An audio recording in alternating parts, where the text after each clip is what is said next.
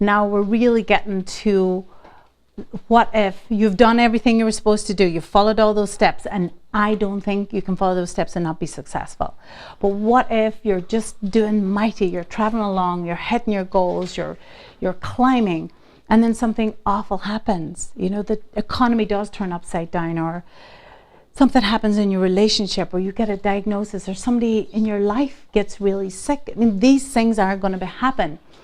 And this is where I turn to my skill of lights and shadows. Lights and shadows. There's not a day that my children don't hear me say this, or that I don't say it in the office. Lights and shadows, everything. There's lights and shadows in everything.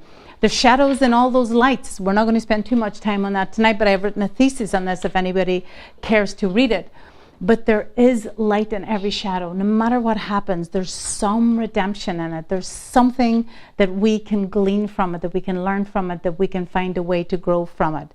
And this is a hard theory to take to somebody who's really going through an awful diagnosis, or they have a parent ill, or just something devastating has happened to them.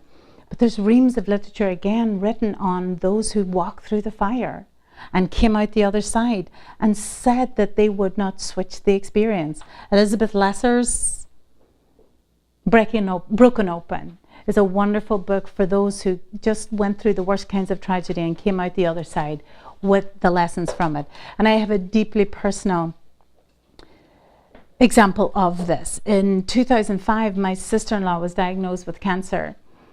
Just a devastating cancer, and she did die at the age of 38, and she had 5 young children.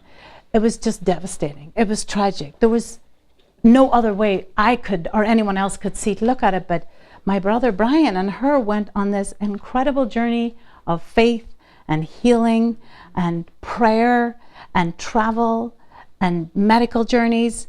And they said many times in that journey they wouldn't turn back the clock. They said their life was dead beforehand.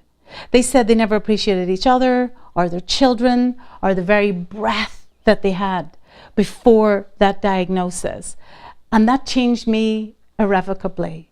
I will never look at life or illness or diagnosis the same, because if someone can go through that journey and say, we would choose it, we wouldn't turn back the clock because of what we learned from it, what can we not face? What can we not face? We can see the light and everything. We can find redemption in whatever it is that we have to go through. And if we can embrace this, if we can truly see that no matter what happens, there will be some way to deal with it, there may even be growth, there may be learning, there may be some value in it, then what can we let go of? Fear and worry. Because fear and worry are all about attachment to those results that we did not want. We don't want that illness. Don't diagnose me with that. This marriage must work. I have to have that job.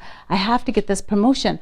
All results outside our own control.